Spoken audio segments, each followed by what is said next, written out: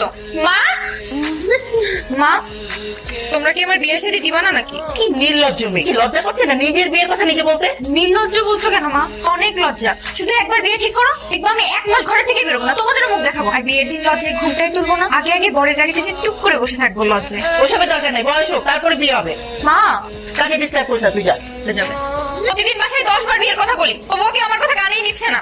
আর একবার বলবো, দিলে দিবা না দিলে নাই। আমার আবার তো বিয়ে করার শখ নাই।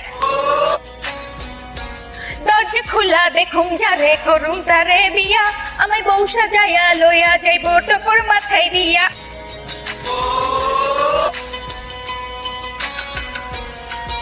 এক্সকিউজ মি, আপনি কি বিবাহিত? না না বিবাহিত। ও আচ্ছা, আপনার গাড়িটা অনেক ময়লা বুঝছেন, এই গাড়ি পরিষ্কার করে দেওয়ার মতো কেউ নেই? রোজ সকালে আপনার গাড়িটা পরিষ্কার করে দিবে, আপনার কাপড় আয়রন করে দিবে, সকালে নাস্তা বানিয়ে আপনাকে খাইয়ে দিবে, এরকম কেউ কিন্তু থাকা দরকার, বলেন? সত্যি আমার আসলে এরকম একটা মানুষ দরকার।